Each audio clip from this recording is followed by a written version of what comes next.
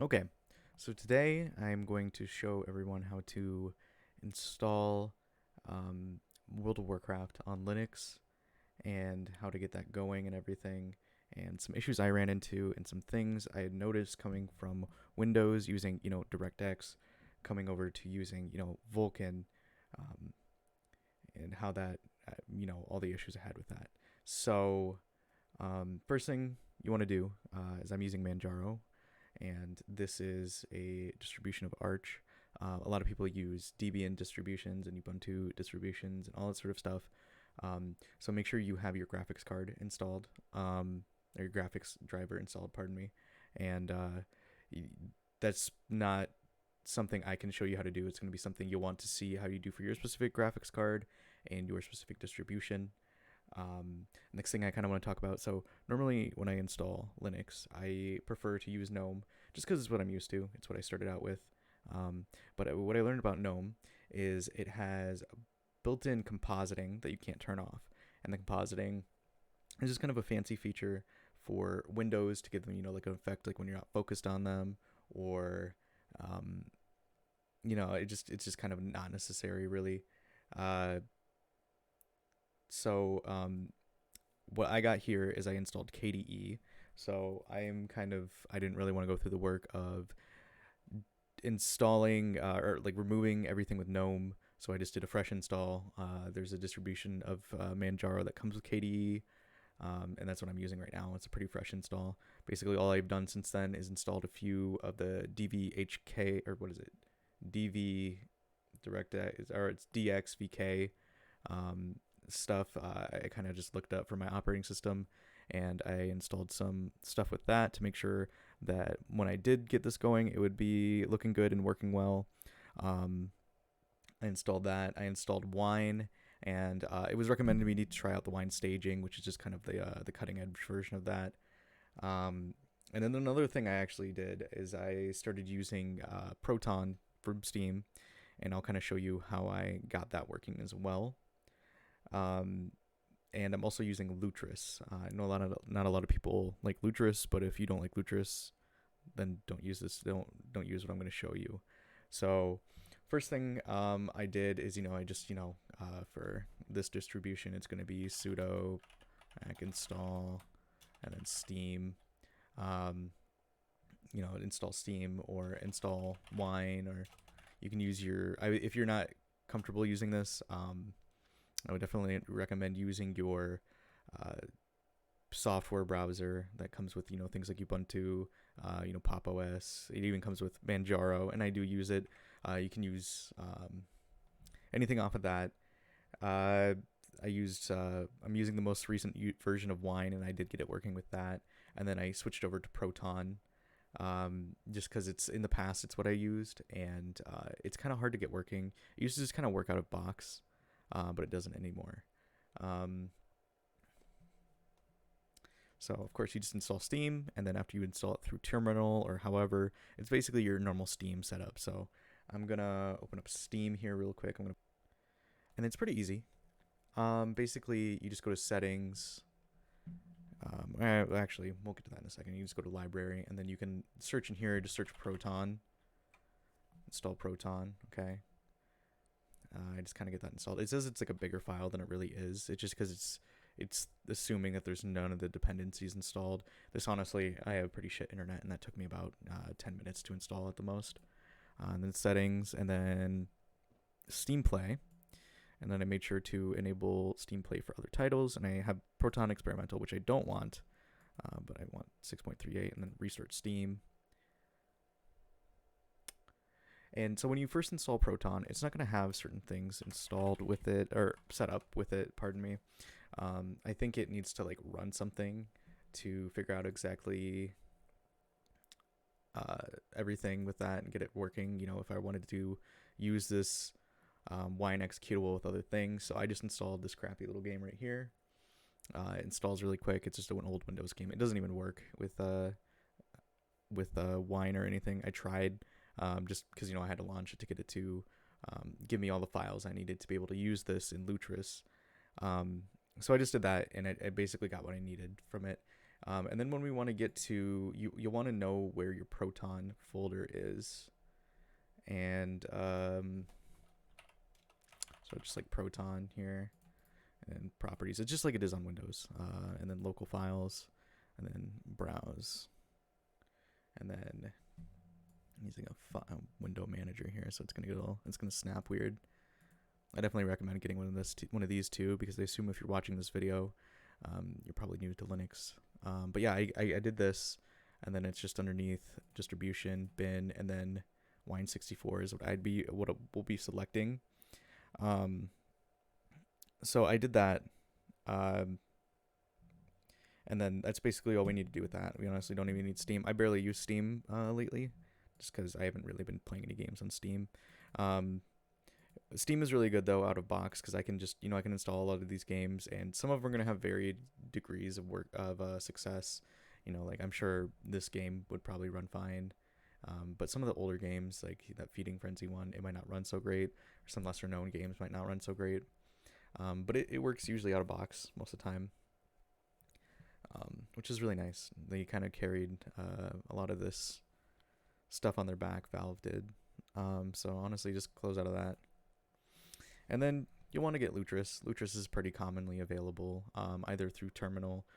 It's got a snap pack, I believe, and it also it's just available in a lot of the application stores on Linux. And then so I assume you know how to install it. So just like sudo, and then your package manager, and then yeah, just to do that. When I installed it, I think it asked me for some it was giving me options for DXVK, like extensions and stuff, just to make sure things ran better. I did install those. I can't remember off the top of my head specifically what, but what's specific to me isn't going to be always applicable to you. So just keep that in mind. A lot of this stuff does take a little bit of troubleshooting. And if you have any questions, feel free to ask. So now that we did that, I just go into Lutris, and it's really simple. A lot of the community sets stuff up. I've actually used this same solution since Classic WoW came out. So here I have World of Warcraft Classic. It's got it's even got the nice little banner and everything set up for me. What I did the first time is I just go to Lutris and then community installers, and I typed in World of Warcraft. I played World of Warcraft for a long time, and some of the stuff I've never heard, like this. Never heard of this. Yeah, I didn't know this was the thing until I tried using Lutris a few years ago. But yeah, I install this. And basically what this is going to do is it's going to install some stuff here, and I'm going to let it go through the install. And then it'll set up BattleNet for you, and it'll give you all kinds of things that you want to have installed with it, like a lot of dependencies to help make it work better in Wine. And it'll give you install certain fonts. It might have some extra DLL files that it comes with to make sure it works right. But then after that, you should just end up here. It's a pretty standard thing. You log into your account, you get installed. You use BattleNet normally. You just install it.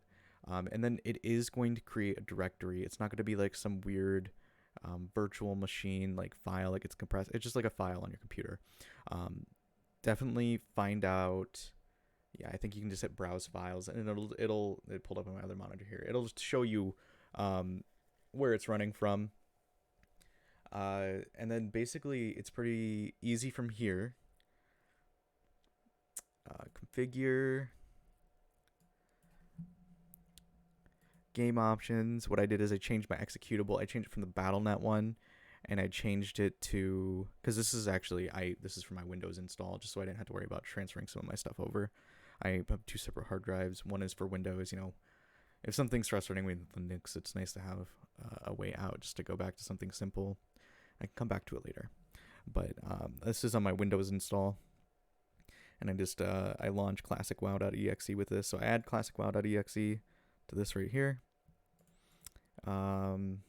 Honestly, you don't need to worry about changing too much of this stuff. It comes pretty much out of the box. And then runner options. So you can choose different things, you can use Lutris, you can use the staging version of Wine, and then I'm choosing to use Proton, the most recent version of Proton. Enable DXVK, definitely recommend that, and then it lets you select the version if you have advanced options here on. That's probably why Let's see some of this. And then it did come with some options like DLL overrides. Um, it disabled some of them, and that's why I recommend using the community installer to do this, just because it's like it makes it pretty simple just to get going sooner here. Like it gives me some environmental variables and all this kind of stuff. And earlier I was talking about compositing, and I didn't really go anywhere with that. But compositing, the reason it's bad, and the reason you don't want it, is because with GNOME, I should okay, I'll back up here. Compositing is bad because it uses up video resources, and it also, like when you're using compositing in like a desktop environment, it's going to try to apply that to all the windows unless they're full screen.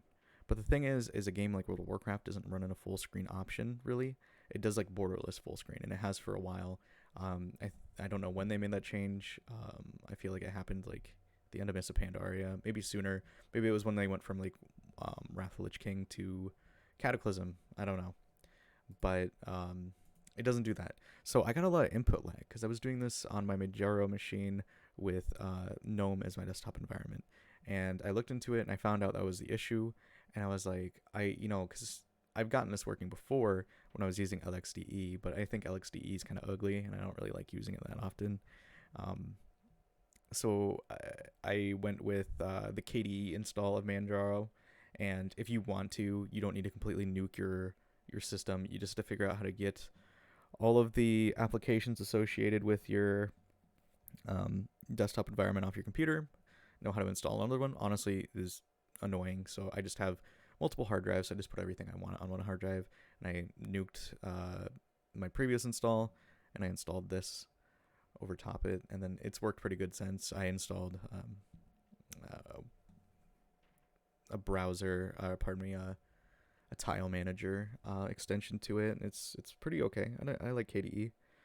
It's the first time I've used it, but it does give me an option to disable the compiler in this, or the compiler in this, so it doesn't give me that input lag. So I can have it on if I want to. I honestly don't really care anymore. It doesn't add too much to the experience for me. But that was one issue I ran into, and that's why I don't recommend using something like GNOME where you can't turn off the compiler. So I mean, just hit play. The downsides of this are, I changed the executable, but it is pretty simple to just switch it over, update it, and then switch the executable back over. And it does launch into this, and then I have seen some people get luck with launching the game from Battle.net, but I just don't do that. I just do this, and I type in my username and password, and I type in my username and password, log in like this every time. It doesn't make too much of a difference to me. You might find it annoying, but I'm sure there's workarounds for that.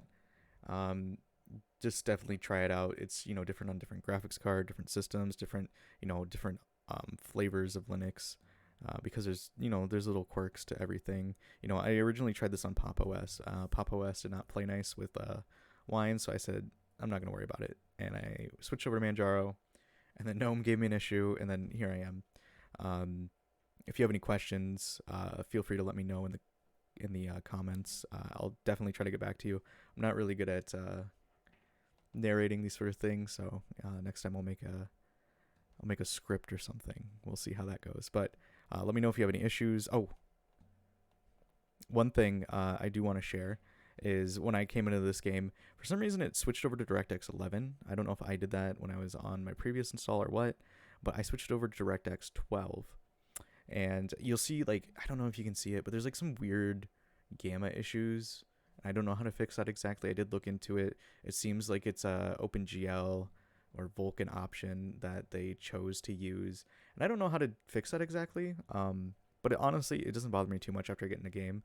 It's just like some screens, like the login screen, and it's not that big of a deal.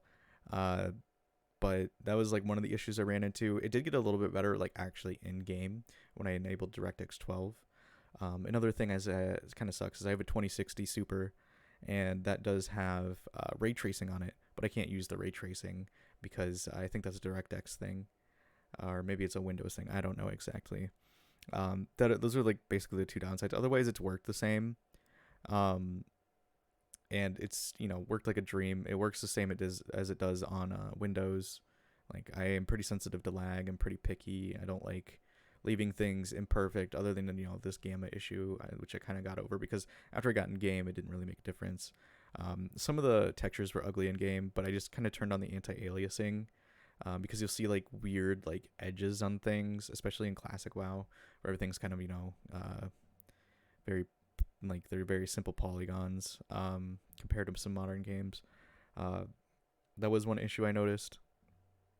I just turned up the anti-aliasing, which I don't normally use because this is a UHD monitor.